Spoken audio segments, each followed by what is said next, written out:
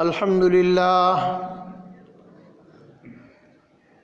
لله نحمده ونستعينه ونستغفره ونؤمن به ونتوكل عليه ونعوذ بالله من شرور أنفسنا ومن سيئات أعمالنا من يهده الله فلا مضل له ومن يضلله فلا هادي له ونشهد أن لا إله إلا الله وحده لا شريك له ونشهد أن سيدنا وسندنا ومولانا محمدا عبده ورسوله صلى الله تعالى عليه وعلى آله وأصحابه أجمعين أما بعد فأعوذ بالله من الشيطان الرجيم بسم الله الرحمن الرحيم وَلَقَدْ آتَيْنَا لُقْمَانَ الْحِكْمَةَ أَنِ اشْكُرْ لِلَّهِ وَمَنْ يَشْكُرْ فَإِنَّمَا يَشْكُرُ لِنَفْسِهِ وَمَنْ كَفَرَ فَإِنَّ اللَّهَ غَنِيٌّ حَمِيدٌ وَإِذْ قَالَ لُقْمَانُ لِابْنِهِ وَهُوَ يَعِظُهُ يَا بُنَيَّ لَا تُشْرِكْ بِاللَّهِ إِنَّ الشِّرْكَ لَظُلْمٌ عَظِيمٌ صدق اللہ العظیم۔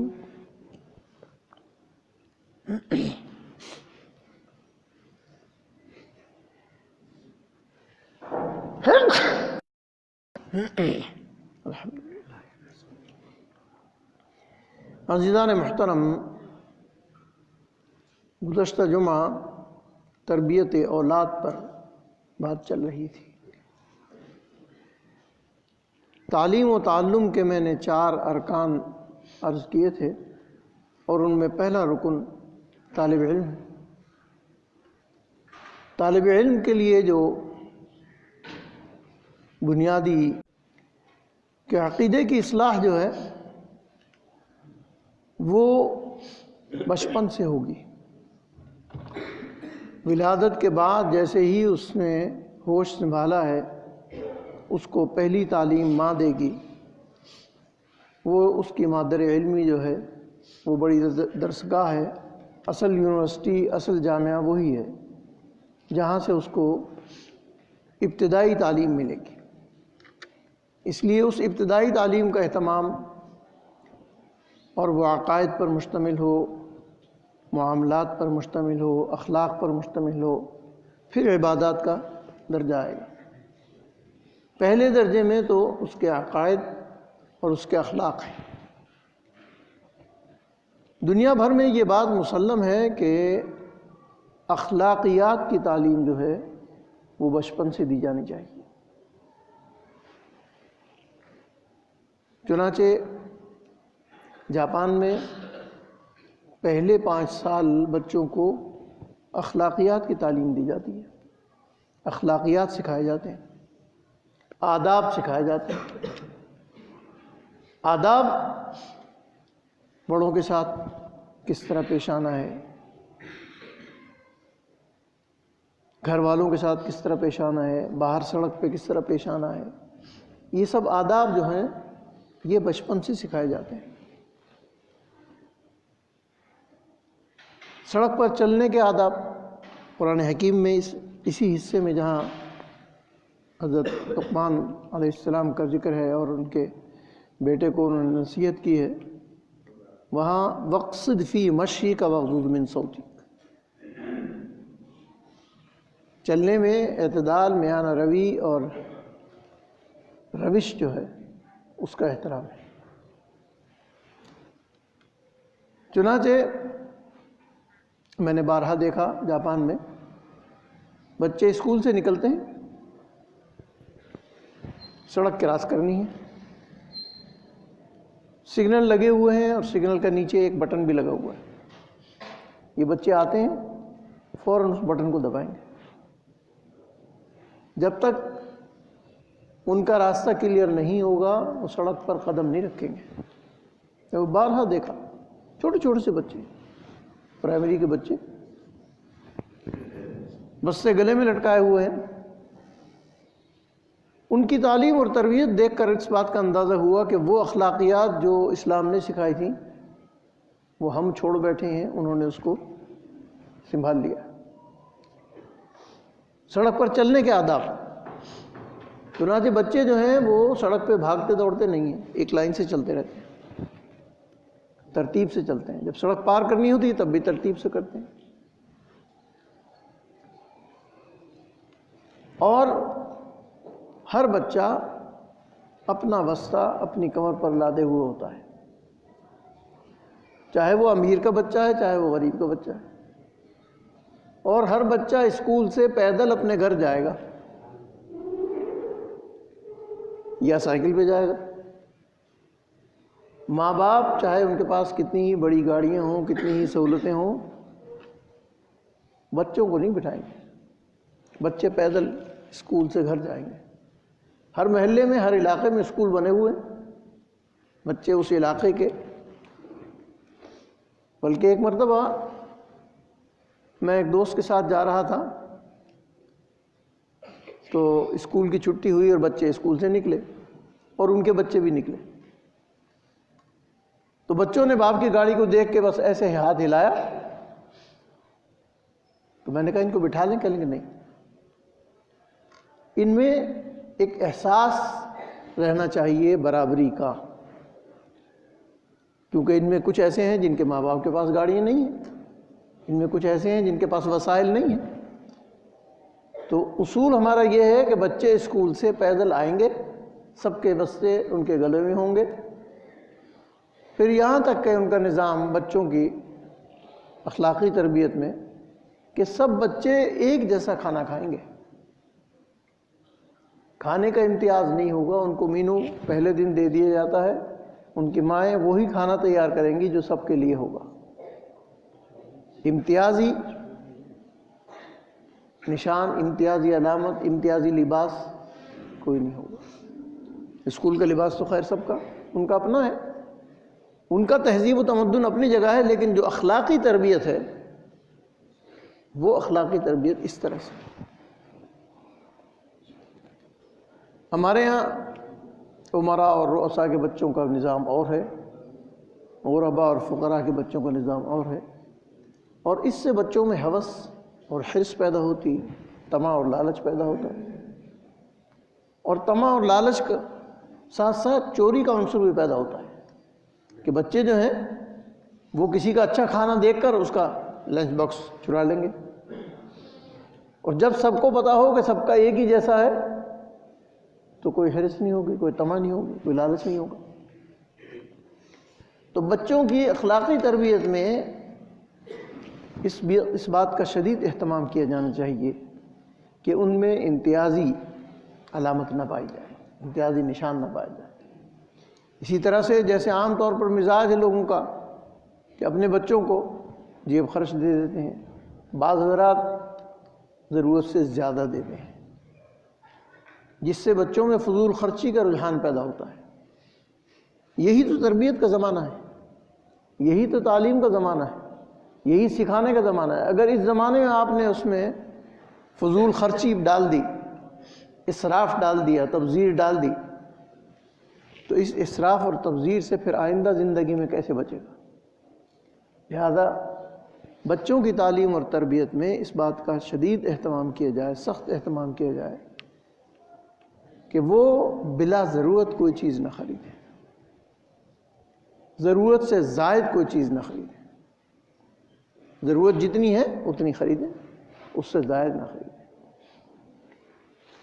چیزوں کو ضائع نہ کریں۔ اکثر بچوں کو ہم دیکھتے ہیں ورقوں پہ جناب پھول بوٹے بنا رہے ہیں، ورقے کاپی کے ورقے ضائع کر رہے ہیں، پھاڑ رہے ہیں۔ وہاں میں نے یہ دیکھا ہے کہ کوئی بچہ ورقہ نہیں پھاڑتا، اپنی کاپی سے ورقہ نہیں پھاڑے گا، حتیٰ کہ اگر ضرورت بھی ہوتی ہے تب بھی کاپی کا ورقہ نہیں پھاڑ سکتے۔ کاپی کا ورقہ پھاڑیں گے کل اسکول میں چیک ہو جائے گا کہ اس کاپی میں سے ایک ورقہ کہاں گیا۔ اساتذہ کو اس بات کی تعلیم دی گئی ہے کہ بچے کی کاپی کتاب اس کی حفاظت کی جائے، اس کو دیکھا جائے، گزشتہ جمعہ میں نے آپ کو یہ بات بتائی تھی کہ تعلیم و تعلم میں آداب بہت ضروری ہے. جس طرح سے اساتذہ کا ادب تعظیم اور تکریم ہے، ایسے ہی ان وسائل کا ادب جو ذریعہ علم ہے، کتاب، ان کا بھی ادب و احترام ہے. اولاد کی تربیت میں ایک اہم چیز دعا ہے. ماں باپ بھی دعا کریں اور اولاد کو بھی دعا سکھائیں. بچوں کو دعا سکھائیں کہ ہر مرحلے پر وہ دعا کریں. اور ایک اس بات کا اہتمام لازمی کر لیا جائے کہ صبح اسکول جانے سے پہلے، مدرسے جانے سے پہلے ان کو اہتمام سے یہ بات یاد کرائی جائے کہ رب اشرح لی صدری ویسر لی امری واحلل عقدۃ من لسانی یفقہوا قولی. یہاں تک تو لازماً وہ یاد کریں اور اس کا ورد کریں اور تکرار کریں، اور رب زدنی علما اس کا اہتمام کریں. یہ دعا علم میں مؤثر ہوگی، تعلیم میں مؤثر ہوگی، تربیت میں مؤثر ہوگی. لہذا دعا کا اہتمام جو ہے اس کا خصوصیت سے اہتمام کیا جائے، اور بچوں کو اس بات کی تربیت دی جائے، یہ سکھایا جائے کہ دیکھو یہ دعا تمہارے علم میں مؤثر ہوگی. سے مدد مانگنا یہ تمہاری تعلیم میں مؤثر ہوگا، تمہارے پڑھنے میں مؤثر ہوگا. صرف زبان سے رٹ لینے سے یا لکھ لینے سے یا کتابوں میں دہرائی اور تکرار کر لینے سے علم منتقل نہیں ہوتا. علم اللہ کا نور ہے، فإن العلم نور من الہ. تو اللہ کے اس نور کی تعلیم کے لیے جتنے بھی علوم دنیا کے اندر ہیں یہ سب اللہ کے بھیجے ہوئے ہیں، اللہ کے سکھائے ہوئے ہیں، تاکہ تم ایک دوسرے کو پہچانو. ان اکرمکم عند اللہ اتقاکم. تعلیم اور تربیت میں دعا کے اہتمام کے ساتھ ساتھ، ادب و احترام کے اہتمام کے ساتھ ساتھ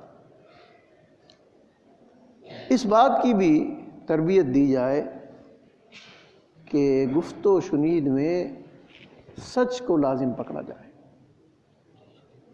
باہم بچے باہم بھی ایک دوسرے کے ساتھ بھی اس کا اہتمام کریں کہ سچ کا اہتمام کریں، جھوٹ بولنے سے گریز کریں، زبان کی حفاظت کریں.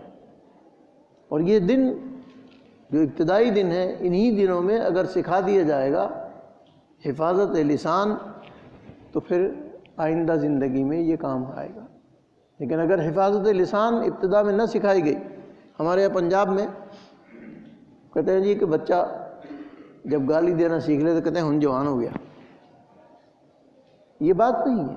جب آپ اس کی تربیت میں گھٹی میں برائی ڈالیں گے اور گالی اس کو سکھائیں گے تو پھر مستقبل میں اس سے خیر کے کلمات کی کیسے توقع کریں.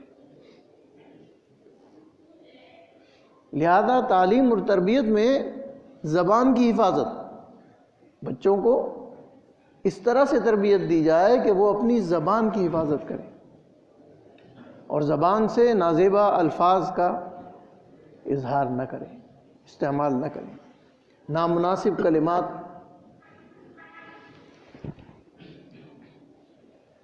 کہنے کی بات نہیں ہے کہ بچے چھوٹے چھوٹے تھے میرے، اور میں اس زمانے میں رحمان پورے میں رہتا تھا. بہت چھوٹے تھے، 3-4 سال عمر ہوگی، 5 سال. ایک دن میں آیا، اسکوٹر میں نے باہر گیٹ کے باہر کھڑا کیا تو وہ دونوں بھائی سلمان اور رشید آپس میں کسی بات پہ لڑ رہے تھے، تو اس نے گالی دے دی. تو ہمارے ہاں ماحول الحمدللہ گھریلو ماحول ایسا نہیں ہے کہ کوئی بچہ گالی دے، تصور بھی نہیں ہے. تو میں بڑے غصے میں گھر میں داخل ہوا اور میں نے پوچھا الیاس سے کہ یہ کہاں سے سیکھا انہوں نے. اس نے کہا کہ یہ چونکہ ہم لوگ بالکل شہر کے وسط میں رہتے ہیں، یہاں گیٹ کے نیچے ہی بیٹھ جاتے ہیں اور باہر محلے کے بچے جو ہیں وہ لڑتے ہیں، جھگڑتے ہیں، کنچے کھیلتے ہیں اس میں وہ گالیاں دیتے ہیں، انہوں نے بھی سیکھ لی۔ میں نے فوری طور پر فیصلہ کیا اور شہر کا وہ مکان چھوڑ کر، ہم ماڈل ٹاؤن میں ہمارا گھر تھا، خالی تھا، وہاں منتقل ہو گئے۔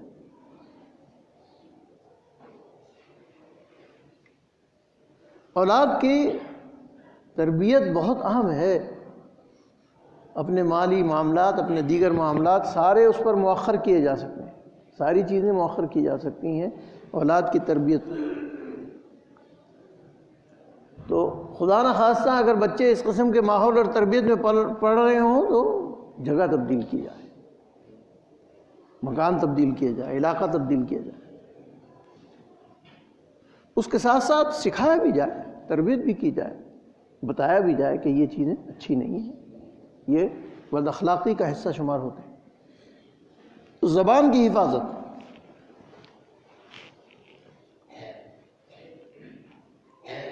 بچوں کی تربیت میں ایک بہت اہم عنصر شفقت اور محبت کا ہے۔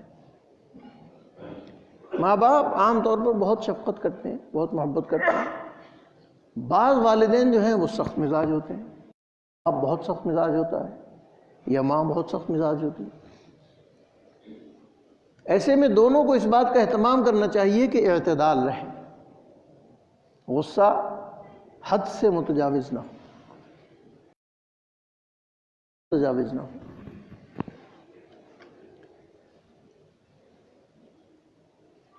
تعلیم اور تربیت میں کبھی کبھی بچے ضد کر تقاضوں کو پیش نظر رکھ کر ان کی وقتی طور پر اس ضد کو پس پش ڈالا جائے، تبدیل ہوگی۔ اس لیے سختی بچے کی تربیت میں، بچے کی تعلیم میں شدید نقصان پہنچاتی ہے۔ چنانچہ بعض مرتبہ میں نے دیکھا کہ بعض والد کی شدت اور سختی کو دیکھ کر بچے جو ہیں یہ تبصرہ بھی کرتے ہیں، جلدی جلدی ٹھیک ہو جاؤ جی۔ ایسی محبت، ایسی معانست ہو، ایسا انتظار ہو، تو ضرورت محسوس کریں کہ جب ہمارا باپ آ جائے گا تو ہمیں ایک سہارا اور ایک سایہ مل جائے گا۔ یہ نہیں کہ وہ باپ کے آنے سے فکر مند ہو اور گھر میں ایک دم ایک سناٹا طاری ہو جائے کہ ابا گھر میں داخل ہوئے تو بس سناٹا طاری ہو گیا۔ نہیں، شفقت اور محبت کا معاملہ، نہ حد سے تجاوز کیا جائے کہ گستاخ ہو جائے، بے ادب ہو جائے، ڈھیل نہ ہو، اتنی بھی بے پرواہی نہ ہو کہ بچے گستاخ ہو جائیں اور آپ کے سامنے بدتمیزی کرنے لگیں۔ اعتدال، شفقت کے ساتھ ساتھ تھوڑا سا احترام اور ادب بھی سکھایا جائے۔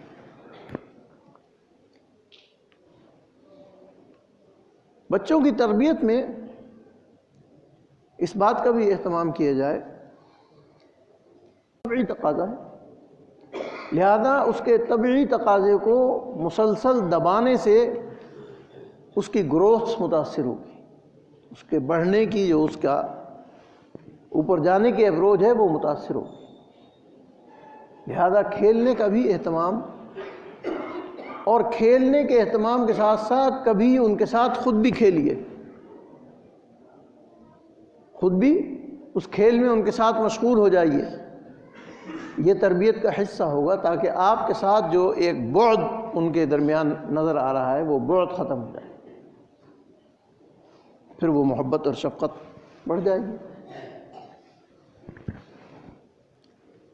بعض حضرات کھیل کے معاملے میں سختی کرتے ہیں، کچھ چیزیں غیر شرعی ہیں، ناپسندیدہ ہیں، ان سے تو اجتناب کرنا چاہیے، لیکن جن کی شریعت نے اجازت دی ہے، کھیل کی شریعت نے اجازت دی ہے، جو کھیل اور ایسے دوڑنے کے، بھاگنے کے، جسمانی صحت کے، گھوڑ سواری کے، نیزہ بازی کے، اسی طرح سے اور دوسرے کھیل آج کل کے دور کے جو کھیل ہیں، ان کو بھی اگر اعتدال سے کھیلیں گے، اعتدال سے ان کی تربیت کریں گے تو تب بچے کی طبیعت میں تنفر پیدا نہیں ہوگا، ورنہ یہ ہوگا کہ آپ ایک سمت میں جا رہے ہیں، وہ دوسری سمت میں جا رہا ہے۔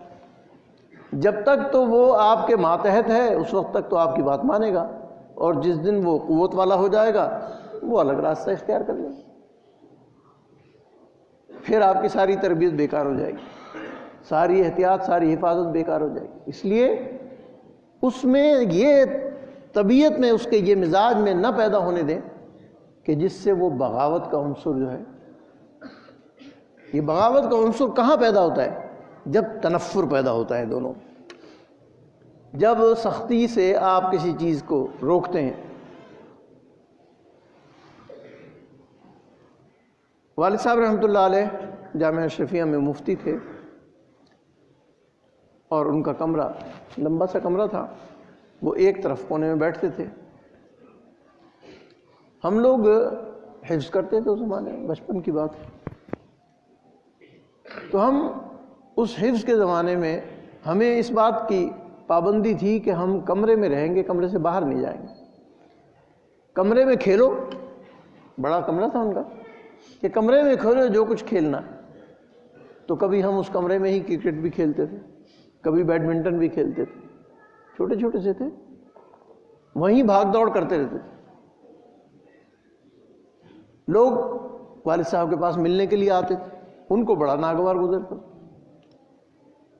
کہ یہ بچے ادھم مچاتے رہتے ہیں۔ فرمایا کہ میرے سامنے کر رہے ہیں نا جو کچھ کر رہے ہیں، اگر میں ان کو باہر جانے دوں اور باہر جا کے یہ کچھ سیکھ کے آئیں اور باہر سے بری چیزیں سیکھ کے آئیں تو پھر میں کیا کروں گا؟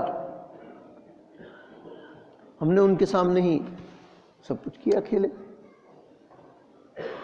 یہی میں نے ان سے سیکھا کہ بچوں کے معاملے میں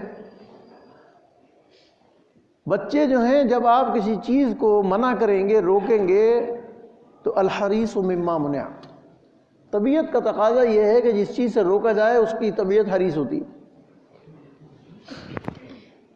کرکٹ کھیلنے سے اگر آپ روکیں گے تو وہ آپ کی عدم اجازت کے بغیر باہر نکل کے باہر کھیلے گا، آپ کو پتہ بھی نہیں ہوگا۔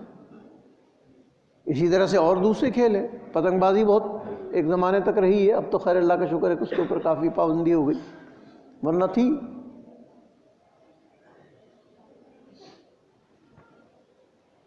بچے چھوٹے چھوٹے سے تھے، انہوں نے کہا ہم کیرم کھیلیں گے۔ میں نے کہا ٹھیک ہے، لے آؤ، کیرم کھیلنا کوئی گناہ کی بات نہیں، تو اس پہ شرط تھوڑی لگا رہے، کیرم کھیل لے، کیرم بورڈ پہ کھیلو۔ کیرم بورڈ بنوا کے دیا، کھلایا۔ کیا تھا کہ طبیعت میں ایک ایسی شفقت پیدا ہو جائے کہ جب ان کے سامنے تعلیم کا کوئی کام رکھا جائے تو وہ اس سے باغی نہ ہو۔ ورنہ کیا ہوتا ہے کہ آپ اپنی طرف سے زور لگا رہے ہیں، وہ اپنی طرف سے زور لگا رہا ہے، وہ نہ ادھر کے رہتے ہیں نہ ادھر کے رہتے ہیں۔ اس لیے ان کے کھیل کا بھی خصوصیت سے اہتمام کیا جائے، اور اس کھیل پر نگرانی بھی کی جائے، دیکھا بھی جائے کہ کہیں اس میں کوئی غیر شرعی کام تو نہیں کر رہے، کہیں کوئی غیر ضروری کام تو نہیں کر رہے، اس پر داروگیر کی جائے، گرفت کی جائے، وہ بھی اعتدال کے ساتھ، میانہ روی کے ساتھ، محبت کے ساتھ، شفقت کے ساتھ۔